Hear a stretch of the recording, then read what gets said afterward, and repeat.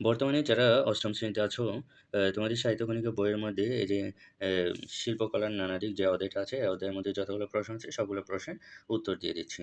দেখো তোমরা তোমাদের বইয়ের বইয়ের মধ্যে এই যে শিল্পকলার নানা দিক এই অধ্যায়ের মধ্যে যাও। এই অধ্যায়ের মধ্যে তোমরা অবশ্যই এই যে দেখো ৪৬ পৃষ্ঠার মধ্যে যাবে। ৪৬ পৃষ্ঠার মধ্যে তোমাদের নমুনা প্রশ্ন দেওয়া আছে। দেখো এই যে ১ম এ বহু নির্বাচনী প্রশ্ন দেওয়া আছে, তারপর হচ্ছে সৃজনশীল প্রশ্ন দেওয়া আছে। আমি একে, একে প্রত্যেকটার উত্তর দিয়ে দিচ্ছি। ১ নম্বরে বলা আছে দেখো, মোস্তাফা মনোয়ার হলেন একজন চিত্রশিল্পী। এরপরে কতে বলা আছে কোনটির মধ্য দিয়ে একটি দেশ ও দেশের মানুষকে জানা যায়? এটার উত্তর হচ্ছে শিল্প, কলা চর্চা। তারপরে দেখো ৩ নম্বরে বলা আছে সব সুন্দরী সরাসরি প্রয়োজনের বাইরে বলতে বোঝানো হয়েছে। এখানে দেখো উত্তর হবে ২, ৩। এই যে অপ্রয়োজনীয় অংশ কেবল মানব মনকে তৃপ্ত করে। এরপরে ৩ নম্বরে বলা আছে প্রয়োজন আর অপ্রয়োজন মিলে সৌন্দর্যের প্রকাশ ঘটে।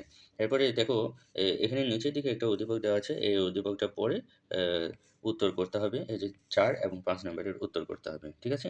তো উদ্দীপকটা তোমরা নিজেরাই পড়ে দেখবা। আমি উত্তরগুলা দিয়ে দিচ্ছি। এই যে ৪ নম্বরে বলা আছে দেখো, শিল্পকলার বিচারে তৌকিব হাসানের মনে কিসের অভাব আছে? আনন্দ ও অনুভূতি। এরপরে দেখো, শিল্পকলার নানাদিক প্রবন্ধের আলোকে তৌকিব হাসানের উক্ত অভাববোধ থাকার কারণ শিল্পকলার প্রতি অনাসক্তি। এরপরে দেখো, এই অধ্যায়ের একটা ২ টা সৃজনশীল প্রশ্ন দেওয়া আছে। এই যে দেখো ১ নং আর ২ নং।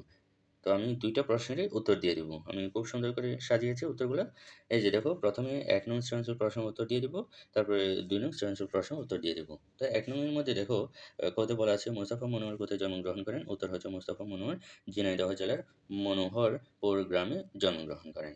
তারপরে দেখো, খ তে বলা আছে প্রয়োজন আর অপ্রয়োজন মিলেই মানসিক সৌন্দর্যের আশা পূর্ণ। কথাটি বুঝিয়ে লেখো। তাহলে উত্তর হচ্ছে প্রয়োজন এবং অপ্রয়োজন মিলে সৌন্দর্যের প্রকাশ ঘটে, মানুষের সৌন্দর্যের আশা পূর্ণ হয়। দেখো তোমরা অবশ্যই ১ নং সৃজনশীল প্রশ্নের খ এর উত্তর এখান থেকে শুরু করে এটুকু পর্যন্ত লিখে দিবা। ওকে? এটা হচ্ছে ১ নং সৃজনশীল প্রশ্নের খ এর উত্তর। ১ নং সৃজনশীল প্রশ্নের গ এর উত্তর দিয়ে দিচ্ছি। প্রশ্নের মধ্যে কি বলা আছে দেখো, নবীনবরণ অনুষ্ঠানে মেহেরুন্নেসা শিল্পকলার কোন দিকটি দেখেছেন? এর বর্ণনা দাও। তাহলে এটার উত্তর দেখো এখান থেকে শুরু করে এটুকু পর্যন্ত এটা হচ্ছে ১ নং সৃজনশীল প্রশ্নের গ এর উত্তর। এরপরে ১ নং সৃজনশীল প্রশ্নের ঘ এর উত্তর দিয়ে দিচ্ছি। এই যে দেখো, মেহেরুন্নেসার দেখা আ সং সং স সপ্তকই শিল্পকলার প্রধান দিক। মন্তব্যটির যথার্থতা আ যাচাই করো। তাহলে এটার উত্তর হচ্ছে এখান থেকে শুরু করে এইটুকু পর্যন্ত। এটা হচ্ছে ১ নং সৃজনশীল প্রশ্নের ঘ এর উত্তর। এরপরে দেখো ২ নং সৃজনশীল প্রশ্ন এবং উত্তর দিয়ে দিচ্ছি। এই যে দেখো, ক তে বলা আছে হচ্ছে পুরাকাল শব্দের অর্থ কী? পুরাকাল শব্দের অর্থ প্রাচীন বা অনেক আগের সময়। তারপর ২ নং সৃজনশীল প্রশ্নের ক এর উত্তর দিয়ে দিচ্ছি। প্রশ্নের মধ্যে কি বলা আছে দেখো, শিল্প ও কলা চর্চা সকলের পক্ষে অপরিহার্য কেন? উত্তর হচ্ছে এখান থেকে শুরু করে এটুকু পর্যন্ত। এটা হচ্ছে ২ নং সৃজনশীল প্রশ্নের খ এর উত্তর।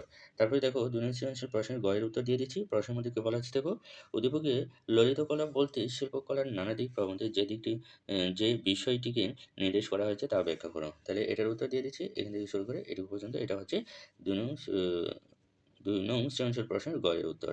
এরপরে ২ নং সৃজনশীল প্রশ্নের গ এর উত্তর দিয়ে দিচ্ছি। প্রশ্নের মধ্যে কি বলা আছে দেখো, উদ্দীপকে উল্লিখিত চারুকলা ও কারুকলার আম সমন্বিত রূপই শিল্পকলা। শিল্পকলার নানা দিক প্রবন্ধের আলোকে বিশ্লেষণ করা। তাহলে এটার উত্তর দেখো, এখান থেকে শুরু করে এটুকু পর্যন্ত। এটা হচ্ছে ঘ এর উত্তর। ঠিক আছে? তো এটাই হচ্ছে আজকের ভিডিও।